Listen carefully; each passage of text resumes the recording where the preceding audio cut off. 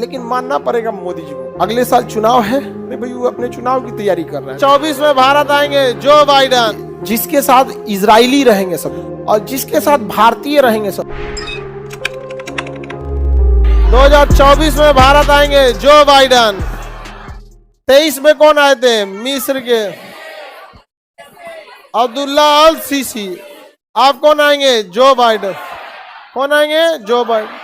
अब पाकिस्तान के प्रधानमंत्री, मेरे चाचा को फोन नहीं किया था ये, मेरा जो चाचा था इमरान खान, वो पद से हट भी गया और उसको जो बाइडन फोन नहीं किया। और डोनाल्ड ट्रंप इनको चिढ़ाते हैं स्लीपिंग शिप कह के, खड़े सूझ जाते हैं कभी कभी।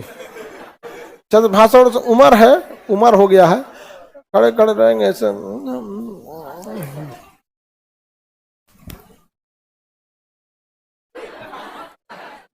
उम्र हो गया तो कभी कभी सो जाते थे। तो चुनाव में ना डोनाल्ड ट्रंप इन्हें क्या कहते हैं?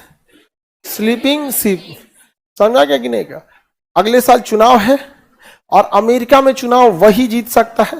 देखिए, जिसके साथ इजरायली रहेंगे सब यहूदी, वो पैसा से उसको चुनाव में कोई दिक्कत नहीं होगा, चुनाव में अथाह पैसा लगता है। और जिसके साथ भारतीय रहेंगे सब, उसको प्रचार का कोई दिक्कत नहीं, क्योंकि भारतीय खलिया रहता है ज्यादा, अब बात ज्यादा करेगा। भारत का आदमी खासियत है बात ज्यादा करे, एक वोट देगा 4 को कन्वर्ट कर, यही ये जीतिए रहे हैं, बाकी के सोचे दे, लेकिन जब हारिए रहे तो काहे लिए जियान करे वोट, हम इन्हों को दे दिए यहाँ पे। तो हर अमेरिकी राष्ट्रपति भारत और यहूदियों को अपने फेवर में करना चाहता है। जितनी बड़ी बड़ी कंपनियां हैं सब क्या है? सब यहूदी।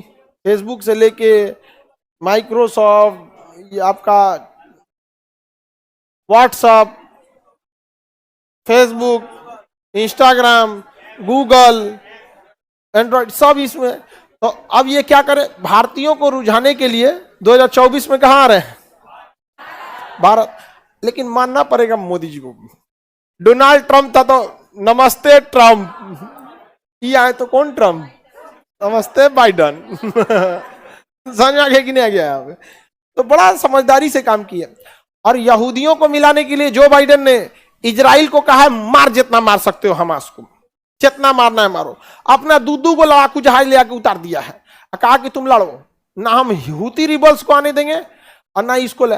इजराइल भी गजब है। हमास समझ रहे हैं, कश्मीर नक्सलाइट समझते हैं, नक्सलाइट वैसे नहीं, ऐसा हमास सब, उसकी सेना नक्सलाइट से लड़ रही है। भारत वाले को बुलाओ, अभ्यस्त है सब। हमास को तो हम लोग, हमास से तो खतरनाक कश्मीर की इंसर्जेंसी है। समझा कि नहीं? अगर हमास को जिस तरह से वो साफ कर रहा है इजराइल के सामने, 2 महीना का बच्चा है या प्रेग्नेंट औरत है सबको मार दो, उस हिसाब से तो हमारे भारत में तब कोई समस्या ही नहीं रहता। नहीं समझ में आया? आगे बढ़े। तो अमेरिका यहूदियों को क्या कर लिया? फेवर कर लिया। किसमें? जो बाइडन। अमेरिका नहीं, जो बाइडन। पैसा का कमी आएगा इनके इलेक्शन में? नहीं। और इधर भारत आ गए, भारत वाला भी खुश।